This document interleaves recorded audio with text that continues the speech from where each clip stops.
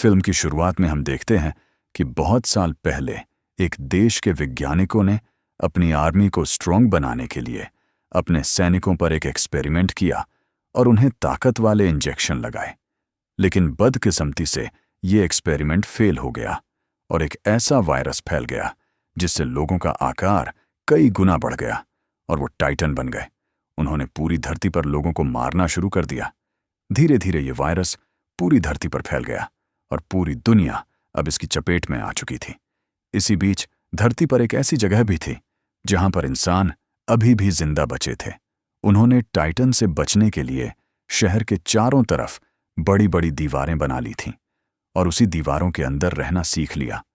उन लोगों ने शहर के अंदर 3 दीवारें बनाकर शहर को 3 भागों में बांट दिया था। पहले हिस्से में ज्यादातर वो लोग रहते थे जो खेती और मजदूरी करते थे। दूसरे हिस्से में पूरा उद्योग का काम चलता था और तीसरे हिस्से के अंदर वीआईपी लोग रहते थे जो पूरे शहर को कंट्रोल करते थे। आर्मी के कमांडर भी उस वीआईपी इलाके में ही रहते थे जो उन दीवारों की रक्षा के लिए तैनात आर्मी को कंट्रोल करते थे। अब हमें कई साल बाद का दृश्य दिखाया जाता है जहां हमें एक स्मिथ नाम का लड़का दिखाया जाता है। स्मिथ हमेशा उस 4 दीवारी से बाहर निकलने के बारे में सोचता रहता था। वो रोज एक ऐसी जगह पर जाता जहां से वो दीवार के अंदर का सारा दृश्य देखता था। तभी उसके पास उसके 2 दोस्त भाग कर आते हैं, जिसमें लड़की का नाम चार्ली और लड़के का नाम बाज था। यहीं हमें पता चलता है कि आज स्मिथ ने अपने दोनों दोस्तों के साथ एक प्लान बनाया था कि वो तीनों आज दीवार से कूदकर बाहर की दुनिया में चले जाएंगे।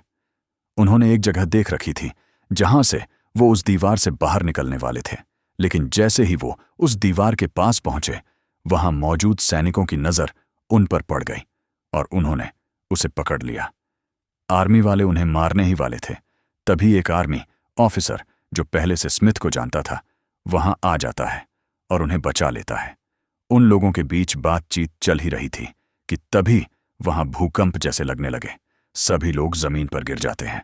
तभी वहां दीवार के पार से एक भयानक दरिंदा प्रकट हो गया, जिसे देखकर सभी के पसीने छूट गए, क्योंकि वो दरिंदा उस दीवार से भी कई गुना लंबा था। उस दरिंदे ने दीवार पर लात मारकर उसे तोड़ना शुरू कर दिया। तभी वहां पर मौजूद आर्मी के लोगों ने उस दरिंदे पर भारी भरकम हथियारों से हमला करना शुरू कर दिया, लेकिन उन हथियारों का उस दरिंदे पर कोई असर नहीं हो रहा था। फिर अचानक से शांति हो गई। उन लोगों ने देखा कि वो दरिंदा तो वहां से चला गया है, लेकिन उसने लात मारकर दीवार के अंदर होल कर दिया था, जहां से दीवार के उस पार मौजूद टाइटन अंदर आने लगे। उन्हें अंदर आते देखकर आर्मी वालों ने तुरंत उन पर हमला शुरू कर दिया, पर उन पर उस हमले का कोई असर नहीं हो रहा था।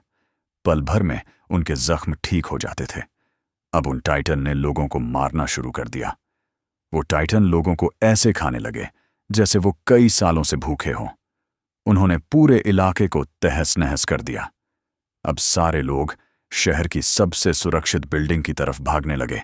स्मिथ और चार्ली भी उसी बिल्डिंग की तरफ भाग रहे थे, लेकिन ज्यादा भीड़ होने के कारण वो दोनों एक दूसरे से अलग हो गए।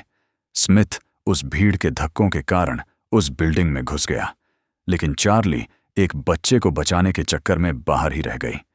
स्मिथ चार्ली को बचाने के लिए बाहर जाने की कोशिश करता है, लेकिन बिल्डिंग के अंदर मौजूद लोगों ने उसे दरवाजे का कुंडा नहीं खोलने दिया। फिर स्मिथ देखता है कि एक बड़ा टाइटन चार्ली के पास आ गया। उसे देखकर स्मिथ किसी तरह अंदर मौजूद लोगों से आंख बचाकर बाहर आ जाता है, पर बाहर आकर वो देखता है कि चार्ली वहां से गायब थी। दूसरी तरफ स्मिथ के बाहर निकलते ही सारे टाइटन उस बिल्डिंग में मौजूद लोगों पर टूट पड़े और उन्हें मारकर खा गए। फिर हमें कुछ महीने बाद का समय दिखाया जाता है। अब टाइटन ने शहर के तीसरे हिस्से पर पूरी तरह कब्जा कर लिया था और सबको मार दिया। जो थोड़े बहुत लोग बचे थे वो अब दीवार पार करके दूसरे हिस्से में आ गए थे, लेकिन वहां रहना भी अब आसान नहीं था, क्योंकि वहां पर जिंदा रहने के साधन कम थे और आबादी ज्यादा होने के कारण लोग भूख से मरने लगे थे। इसलिए वो लोग फैसला करते हैं कि अगर हमें जिंदा रहना है तो हमें तीसरे हिस्से को टाइटन के कब्जे से छुड़ाना होगा। फिर आर्मी कमांडर एक ऐसी टीम तैयार करता है जो उन टाइटन का मुकाबला कर सके। उसी टीम में स्मिथ भी शामिल होता है। कमांडर उन्हें बताता है कि सबसे पहले हमें बारूद की मदद से उस टूटी हुई दीवार का ऊपरी हिस्सा तोड़कर नीचे गिराना होगा, ताकि हम उस रास्ते को बंद कर सकें जहां से टाइटन अंदर आए थे। उसके बाद हम अंदर वाले टाइटन को मारकर उस जगह पर कब्जा कर लेंगे। उन्हें बताया गया कि टाइटन की गर्दन के पीछे का हिस्सा सबसे कमजोर होता है। अगर हम उनकी गर्दन के पीछे वार करेंगे तो उन्हें आसानी से मारा जा सकता है। फिर वो लोग पूरी तैयारी के साथ अपने मिशन पर निकल जाते हैं। रास्ते में उन्हें एक बच्चे की आवाज सुनाई दी और वो लोग उसी आवाज की तरफ चल दिए। लेकिन पास जाकर वो देखते हैं कि ये कोई साधारण बच्चा नहीं, बल्कि टाइटन का बच्चा था। जैसे ही बच्चे की नजर उन लोगों पर पड़ी, वो रोते हुए उन लोगों की तरफ भागने लगा। रोते हुए बच्चे की आवाज सुनकर वो वहां पर और भी टाइटन आ जाते हैं और उन्होंने वहां पर मौजूद सैनिकों को मारना शुरू कर दिया। चारों तरफ भगदड़ मच गई। तभी वहां एक आर्मी ऑफिसर जैक और एक लड़की आती है और वो दोनों उन टाइटन को मारने लगते हैं। जैसे ही स्मिथ की नजर उस लड़की पर पड़ी तो वो देखता है कि ये लड़की कोई और नहीं बल्कि चार्ली थी। दरअसल कुछ महीने पहले जब एक टाइटन चार्ली को मारने वाला था, तब जैक ने उसकी जान बचाई थी और उसे अपने साथ ले जाकर एक खतरनाक योद्धा बना दिया। लेकिन चार्ली उसे देखकर ऐसे रिएक्ट करती है जैसे वो स्मिथ को जानती ही ना हो। ये देखकर स्मिथ बहुत उदास हो गया और अब वो पूरे गुस्से के साथ उन टाइटन पर हमला करने लगा। एक एक करके उसने कई टाइटन को मार डाला, लेकिन हमले के दौरान उसकी एक टांग कट जाती है और वो अचानक एक टाइटन के पेट के अंदर चला गया। जिस टाइटन ने स्मिथ को निगला था वो उसे हजम नहीं कर पा रहा था और अचानक उसका पेट फट गया। उसके पेट के फटने के कारण उसमें से एक राक्षस निकलता है जो बिल्कुल स्मिथ की तरह दिखाई देता था। फिर वो बाकी बचे टाइटन को एक एक करके मार देता है। सारे टाइटन को मारने के बाद वो राक्षस बेहोश होकर नीचे गिर जाता है। जैक दूर खड़ा होकर ये सब देख रहा था। फिर वो चार्ली को उसकी गर्दन पर चीरा लगाने के लिए बोलता है।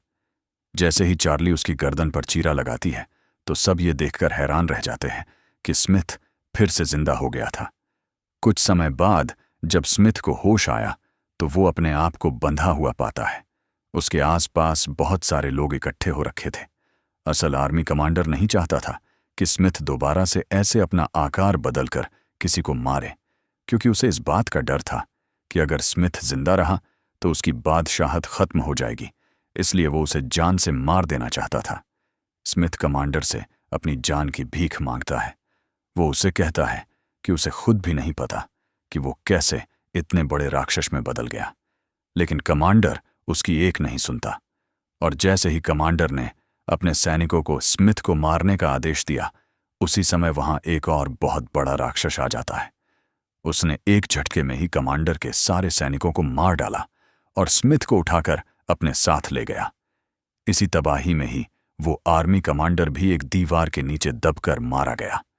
दूसरी तरफ स्मिथ के दोस्त इस बात को लेकर चिंतित थे कि आखिर वो राक्षस स्मिथ को लेकर कहां गया होगा और उसने स्मिथ की जान क्यों बचाई। उधर हम देखते हैं अब स्मिथ को होश आ गया था और वो अपने सामने जैक को खड़ा पाता है। वहीं पर जैक उसे बताता है कि तुम्हारे पिता एक बहुत बड़े विज्ञानी थे और उन्होंने ने ही इन टाइटन को बनाया था ताकि वो अपने देश की आर्मी को और मजबूत बना सके। लेकिन दुर्भाग्य से उसका एक्सपेरिमेंट फेल हो गया और ये टाइटन इंसानों को ही मारने लगे। जब हालात ज्यादा खराब होने लगे, फिर तुम्हारे पिता ने एक और वैक्सीन बनाई जिसे वो सबकी बॉडी में इंजेक्ट करके सभी लोगों को इतना ताकतवर बनाना चाहते थे कि वो सभी लोग उन टाइटन का मुकाबला कर सके। सबसे पहले उसने ये एक्सपेरिमेंट आपके ऊपर ही किया, इसीलिए तुम जब चाहो अपने आप को विशाल राक्षस में बदल सकते हो। लेकिन जैसे ही आर्मी कमांडर को आपके पिता के इस एक्सपेरिमेंट के बारे में पता चला, उसने तुम्हारे पिता को मार डाला। फिर जैक स्मिथ से कहता है कि अब तुम ही हो जो हमें इन टाइटन के भय से मुक्त कर सकते हो। स्मिथ जैक की बात मान गया और फिर जैक स्मिथ को अपनी पूरी टीम से मिलाता है जो इस लड़ाई में स्मिथ का साथ देने के लिए तैयार थे। फिर वो लोग सारा विस्फोटक लेकर उस दीवार को रिपेयर करने के लिए जाने लगते हैं। लेकिन तभी जैक अपने बाकी साथियों से कहता है कि क्यों ना हम तीसरे भाग की दीवार रिपेयर करने की बजाय इस विस्फोटक का इस्तेमाल दूसरे भाग की दीवार को तोड़ने के लिए करें, क्योंकि ऐसा करने से दूसरे भाग के लोग भी तीसरे भाग में आ जाएंगे और हमें उन टाइटन से लड़ने के लिए और ज्यादा लोग मिल जाएंगे। लेकिन उसकी बात से कोई सहमत नहीं होता।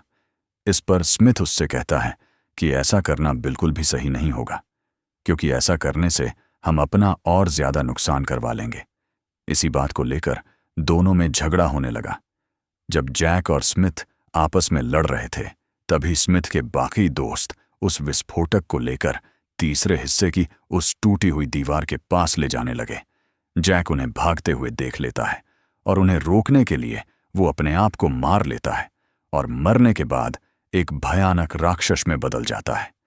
यहीं पर हमें पता चलता है कि जिसने स्मिथ को उस आर्मी कमांडर से बचाया था वो भी जैक ही था, जो शायद स्मिथ के बाप द्वारा बनाई गई उस वैक्सीन तक पहुंच गया था। अब जैक स्मिथ और उसके साथियों को मारने लगा। उसके हमले के कारण स्मिथ जख्मी हो जाता है, जिस कारण वो भी एक बड़े राक्षस में बदल जाता है। अब उन दोनों के बीच भयंकर युद्ध होने लगा, लेकिन किसी तरह स्मिथ जैक को जख्मी कर देता है और वो उस बड़े विस्फोटक को उठाकर उस टूटी हुई दीवार के पास ले गया और उसके ऊपर वो विस्फोटक रख दिया। अब स्मिथ बहुत ज्यादा थक गया था, इसलिए वो नीचे गिर गया और अपने असली रूप में आ गया।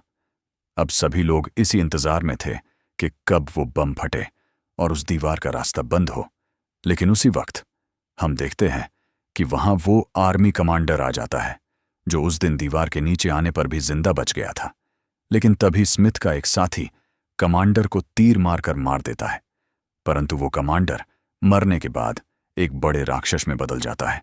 तभी हमें पता चलता है कि आर्मी कमांडर भी स्मिथ के पिता द्वारा बनाई हुई उस वैक्सीन को अपनी बॉडी में इंजेक्ट कर चुका था और फिल्म के शुरू में जिसने वो दीवार तोड़ी थी वो राक्षस भी आर्मी कमांडर ही था और वो नहीं चाहता था कि कभी भी लोग उस दीवार के दूसरी तरफ जाएं।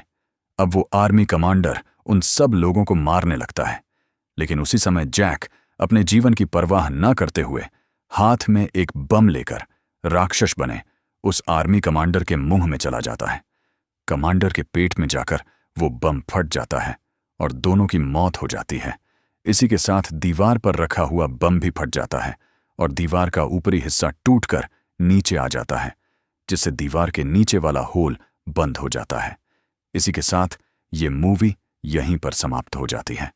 इस तरह की और मूवी एक्सप्लेन वीडियो देखने के लिए हमारे चैनल बेसिक मूवी एक्सप्लेनर को सब्सक्राइब जरूर कर लें।